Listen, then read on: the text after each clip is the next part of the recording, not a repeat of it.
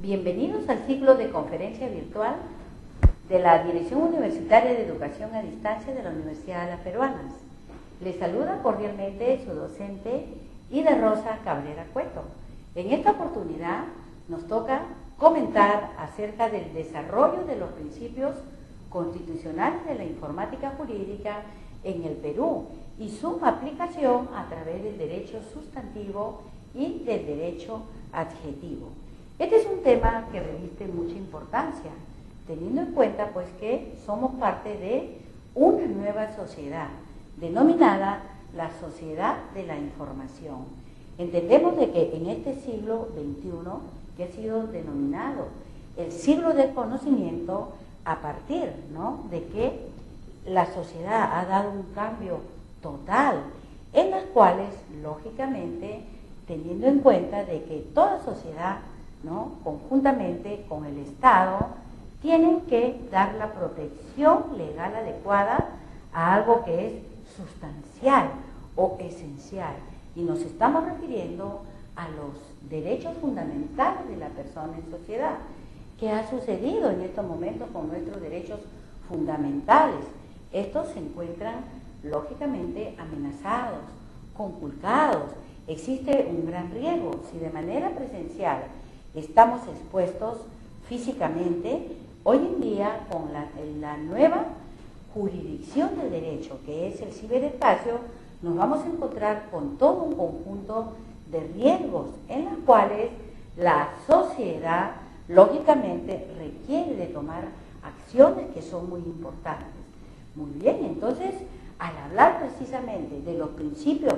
constitucionales, estos aluden a la pluralidad de postulados o proposiciones con sentido y proyección tanto normativa como deontológica, es decir, que los derechos fundamentales, por su trascendencia en la sociedad, constituyen el núcleo central de todo sistema constitucional. ¿Por qué? Porque estos definitivamente tienen que estar insertados, tanto de una manera expresa o tácita, en todo sistema constitucional, porque tienen por finalidad asegurar la proyección normativa tanto de los valores como de los postulados ético-políticos, así como aquellas proposiciones de carácter técnico-jurídico que todas las normas legales en una sociedad, a partir de la constitución política, necesariamente tienen que establecer. ¿Qué es lo que nos dice Miguel Ángel Ciuro Caldani? Él señala, que los derechos fundamentales son relevantes, porque en cierto modo estos constituyen los principios del principio. A partir de este criterio, que ha sido desarrollado también por la Real Academia de la Lengua Española, al referirse a los principios o derechos fundamentales, estos están íntimamente correlacionados con aquellas bases, fundamentos, origen, razones fundamentales por las cuales discurren aquello que se considera la base o el desarrollo que de una u otra manera viene a ser la causa primitiva o primera de una cosa sobre la cual va a proceder de cualquier otro modo. Los principios constitucionales entonces van a exponer valores ético-políticos o proposiciones de carácter técnico-jurídicos que están vinculados a los aspectos vitales del Estado, a partir tanto de su origen como su ejercicio y su organización dentro de un poder político en cualquier sociedad. Por tanto, pues, como lo dicen Edgar Carpio Marcos y José Palomino Manchego, estos van a recepcionar el poder constituyente de la voluntad popular al momento de constituir o elaborar un determinado texto constitucional. Entonces, los principios constitucionales son aquellas decisiones que van a imprimir una orientación determinativa en la relación tanto de gobernantes como gobernados. Se trata de formulaciones desprovistas tanto de la delimitación, detallamiento preceptivo y precisión de una norma jurídica que van a tener como esencia y como tal, ¿no?, van a tener que ver con una aplicación diferida a través de normas de desarrollo constitucional que van a influir en los sistemas jurídicos, tanto en la interpretación, así como aquellas aplicaciones estricto sensu que van a alcanzar su eficacia propia y directa. En ambos casos, tanto como postulados, así como proposiciones, estos principios están destinados a asegurar la consagración, la eficacia normativa de los valores y fines constitucionales, así como la eficacia y cumplimiento del corpus constitucional, tanto por gobernantes como por gobernados. También es importante que tengamos presente que los principios constitucionales tienen por finalidad establecer la identidad del sistema constitucional en la medida en que van a definir sus características básicas o esenciales, porque se van a erigir como una médula del sistema constitucional, ya que al adecuar su normatividad al sistema le van a dar esa coherencia y razonabilidad política, jurídica que se requiere en toda sociedad. Otro aspecto importante de los principios constitucionales es que estos consagran pautas rectoras de suplementariedad valorativa, es decir, que cumplen el rol de criterios instrumentales para un mejor manejo y cumplimiento de nuestra Carta Magna. Francisco Güedo, Yaque y Manuel Zorrilla exponen que también vienen a ser fórmulas impulsoras de toda la actividad del Estado y al mismo tiempo son la fuerza renovadora de la vida social. Por tanto, pues no podemos calificarlos como aquellas decisiones fundamentales con valor constituyente, pero también vienen a ser reglas maestras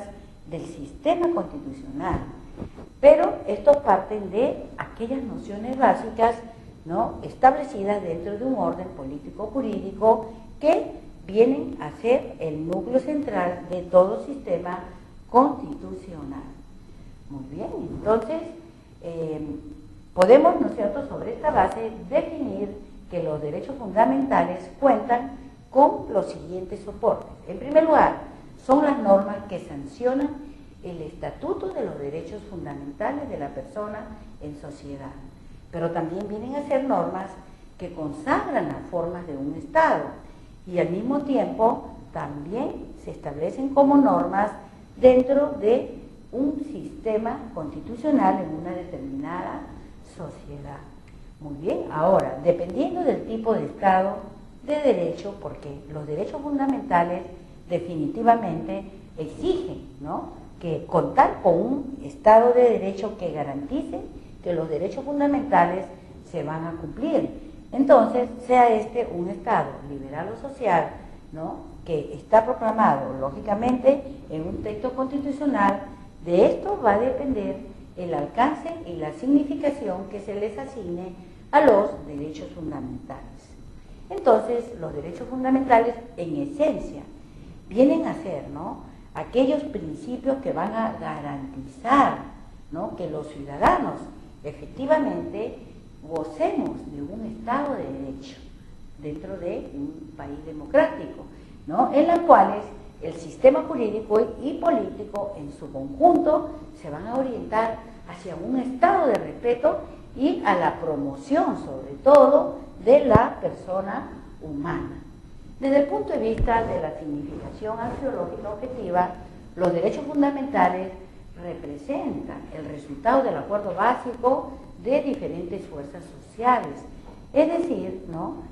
los derechos fundamentales desde el punto de vista axiológico van a permitir, ¿no?, que aun cuando existieran diferentes opiniones o tendencias,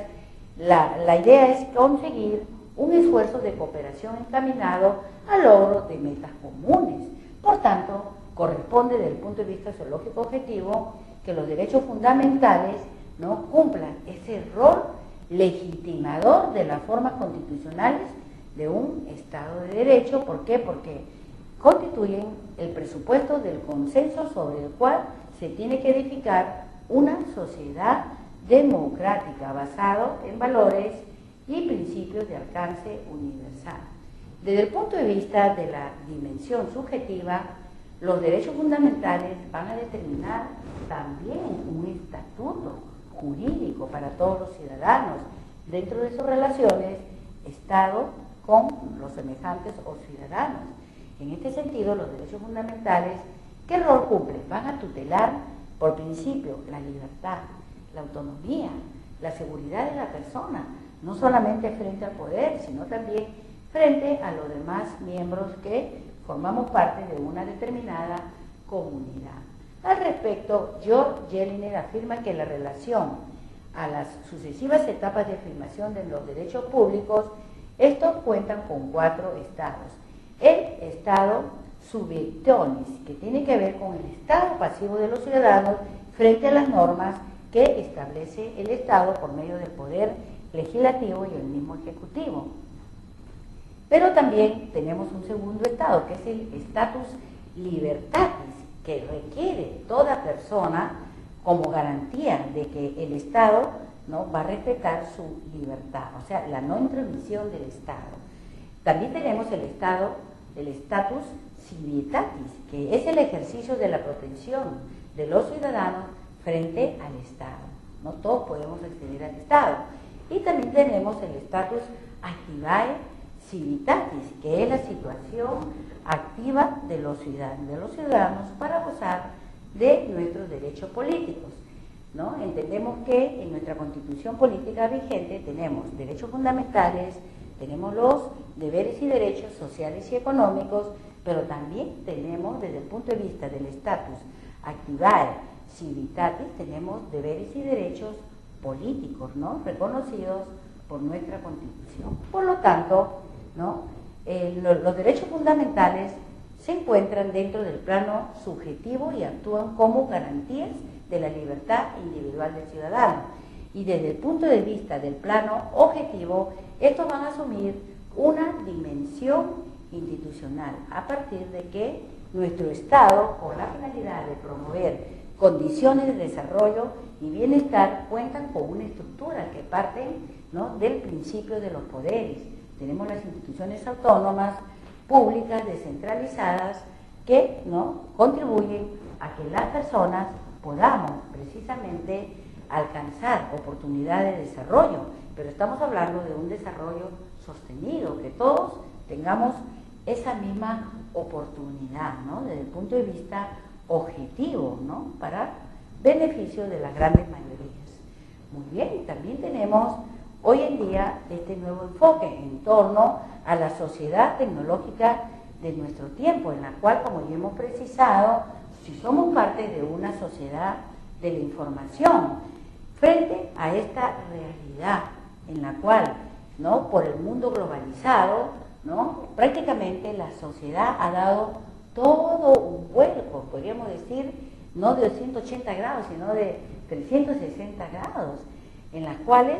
definitivamente los hechos que se suscitan en torno a la informática han superado largamente las normas, ¿no?, que tienen que ver con la protección, por ejemplo, de la intimidad, la protección de nuestros datos personales,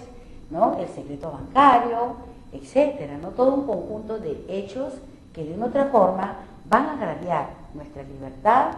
la identidad, nuestra intimidad, la protección de nuestros datos, que definitivamente hoy en día no gozan de la protección legal adecuada. Si bien es cierto, tenemos, ¿no?, una garantía constitucional que se denomina el habeas data, pero definitivamente el replanteamiento frente a esta nueva sociedad de la información que está afectando los derechos fundamentales de la persona establecidos en el artículo 2 y 3 de la misma Constitución política, definitivamente tienen que tener un nuevo enfoque frente a la realidad que estamos viviendo, denominado el siglo del conocimiento, a partir de la globalización mundial y como consecuencia de la gran revolución informática que ha permitido que el mundo hoy en día sea reconocido como la gran aldea global. Entonces, ¿qué está pasando en el ciberespacio? Han surgido lo que se denomina trampas, ¿no?, liberticidas, subyacentes, O sea, la libertad informática que está consagrada en el artículo 2, inciso 4, de una otra forma, se ha convertido en una trampa liberticida subyacente y que el derecho necesariamente tiene que regularlo, ¿no? Muy bien, entonces, ¿qué aspectos se tiene que tener en cuenta en este sentido? La comprensibilidad espacial y temporal y personal, ¿no?, que el Estado debe de tener en cuenta en el nuevo enfoque o replanteamiento de aquellas normas que se requieren para la protección legal de la persona en sociedad frente al desarrollo de la informática jurídica y que necesariamente el derecho debe regularlo de manera urgente. Otro aspecto importante es la amplitud conceptual y axiológica,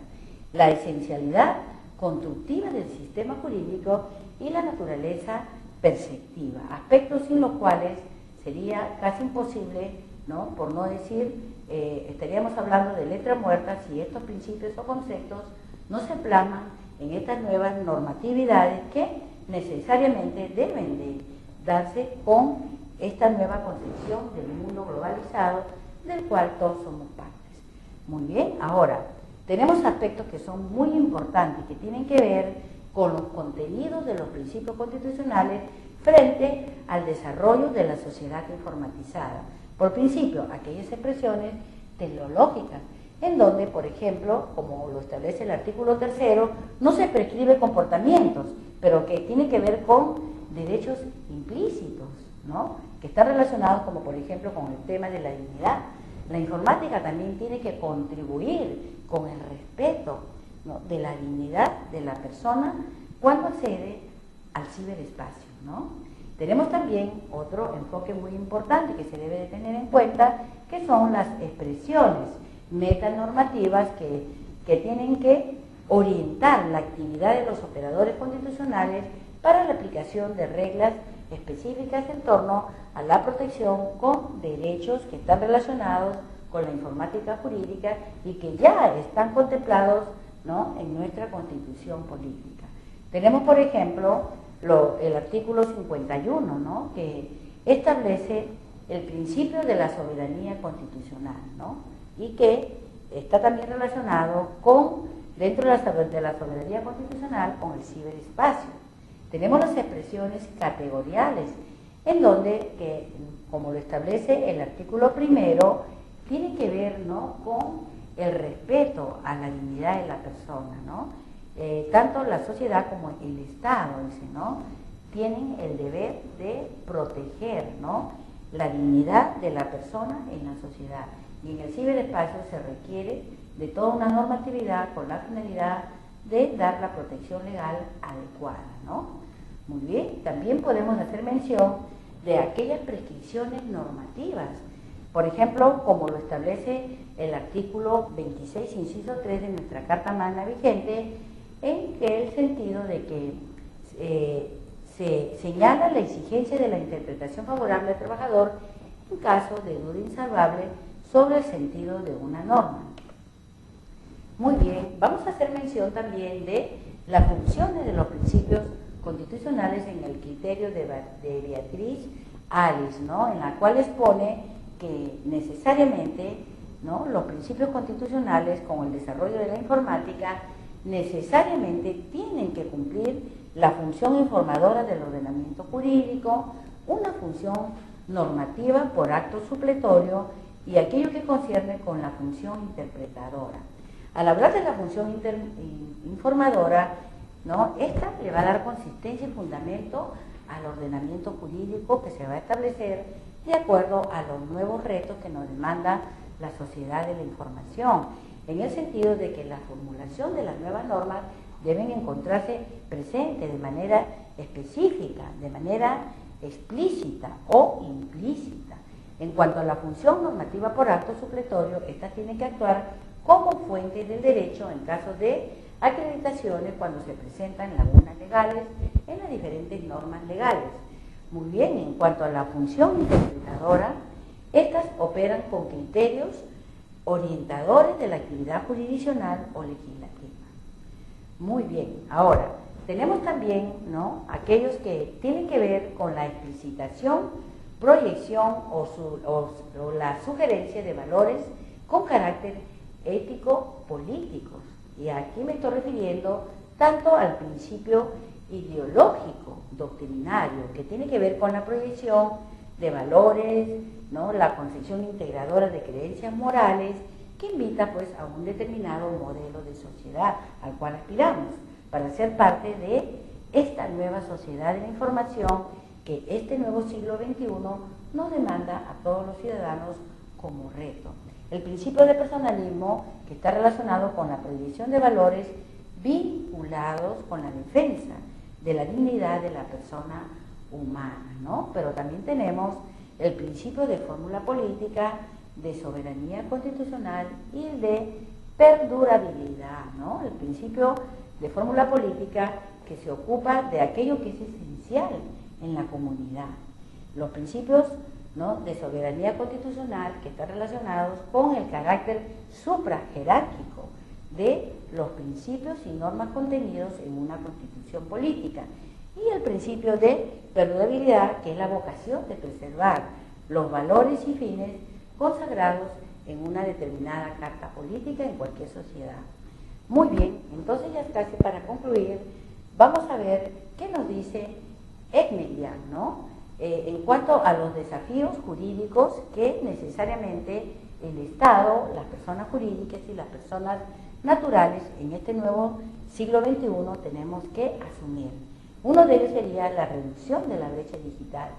que implica que nosotros debemos de acceder al manejo de Internet, al uso de las TIC, pero con fines de desarrollo sostenible, de construir. Por ejemplo, hoy en día el gobierno viene promoviendo el e-government a través de la Oficina Nacional del Gobierno Electrónico, de tal manera pues que se van a generar servicios al ciudadano, acceso a la información y todo un conjunto de posibilidades, de tal manera que quienes quieran acceder al gobierno electrónico obtengan beneficios, no solamente el acceso a la información pública, la seguridad informática. Cuando yo registre mis datos, estos cuenten con la protección legal adecuada y, lógicamente, a través de la protección de datos, ¿no?, se pueda determinar cuáles son aquellos datos sensibles, reservados o secretos que necesariamente, a partir de la autodeterminación informativa, el ciudadano pueda contar con la protección legal adecuada en nuestra sociedad de la información. Entonces vamos a hacer mención, por último, acerca de cuáles son aquellos derechos que ya están reconocidos en nuestra Constitución y que íntimamente se relacionan con la informática, con mucha proyección, con mucha visión. Estamos hablando de la no discriminación. Cualquier persona de cualquier lugar del mundo, en cualquier momento, puede acceder al manejo de la Internet, sin discriminación, sexo, raza, religión y de cualquier otra índole, ¿no? Todos en estos momentos somos parte de la sociedad de la información, y así como la ciencia, la tecnología tiene que estar al alcance de todas las personas por el hecho de ser seres humanos. Bueno, tenemos también la libertad informática, ¿no?, que está relacionada con el derecho a la información, la libertad de opinión, difusión de pensamiento, que debe ser regulado, porque hay muchos excesos a nivel de la prensa, a nivel de empresas que se dedican al manejo de la información, etcétera, ¿no? Pero tenemos la libertad informática, el acceso a la información pública, que es un tema muy interesante, es un derecho que después de 13 constituciones, a partir de la Constitución de 1993, todos los ciudadanos podemos acceder a conocer la información pública con las excepciones de ley, y tenemos normas específicas sobre este derecho fundamental, el derecho a la intimidad, tanto personal y familiar, que también comprende el derecho de autodeterminación informativa, que lógicamente tiene que ver con el control que puede realizar el ciudadano sobre los datos que registre en una institución pública o privada. Es un tema bastante amplio, pero es un derecho que todos debemos de conocerlo, ¿no? Y lógicamente esto se hace extensivo no solamente a aspectos relacionados con mi intimidad personal, sino también a los de mi familia. Tenemos también el derecho de creación intelectual. ¿Qué podemos crear desde el punto de vista de la informática y que el derecho ya lo ha regulado? Software y hardware, ¿no? Tenemos el caso, por ejemplo, de Bill Gates. Él ha creado este software que es tan difundido, ¿no? El Windows, tenemos el software libre de Linux, etcétera, ¿no? Y dentro del hardware todo lo que es el desarrollo de, ¿no?, aspectos, por ejemplo, de invención, ¿no?, todo lo que es la parte física de la informática, y que el derecho también cada vez viene dando las regulaciones correspondientes. El gran tema del secreto de las comunicaciones, ¿no? Es toda una controversia, porque lamentablemente aquí radica el meollo y el gran problema de los delitos que cada día acontecen en nuestra sociedad. A partir de que se viola el secreto de las comunicaciones, se hackean, se craquea la información, pues simplemente muchas bandas, ¿no?, delictosas se van a Wilson, con 10 soles consiguen, ¿no?, las bases de datos de los bancos, de personas que tienen solvencia económica, y por eso en las noticias cada día nos enteramos pues que, ¿no?, por ejemplo, empresarios o personas que tienen una solvencia económica, ¿no?, bueno, son de una otra forma extorsionadas, secuestradas, y en fin, ¿no?, vivimos en una sociedad muy, ¿no?, digamos, de alto riesgo, precisamente porque se viola el secreto de las comunicaciones como algo normal, ¿no? Y esto lógicamente requiere de las correspondientes normatividades que garanticen, ¿no?, a las personas naturales, a las personas jurídicas y aún en el mismo Estado, ¿no? Se violan de manera muy normal, entre comillas, ¿no? Podemos decir normal, no debe de ser, no podemos permitir que los secretos de Estado, la seguridad pública, corra riesgo, ¿no? Pero se da en nuestra sociedad. Tenemos también la libertad de contrataciones, que dentro del derecho, a través de los medios electrónicos, podemos llevar a cabo, como contratos informáticos, los contratos electrónicos, los negocios electrónicos, el e-commerce, el gobierno electrónico, la democracia virtual, ¿no?, manifestación de la voluntad por medios electrónicos, que de una otra forma, ¿no?, van a permitir no solamente el ahorro de costos, pero que requieren lógicamente de la protección legal adecuada para que estos medios se constituyan en seguros, al igual que lo hacemos de manera presencial. El secreto profesional dentro de la informática, ¿no?, de manera convencional, el secreto profesional siempre les ha correspondido a los sacerdotes, ¿no?, a los médicos, a los abogados, pero hoy en día, con los avances de la informática, todas las personas que por razones de su cargo, función,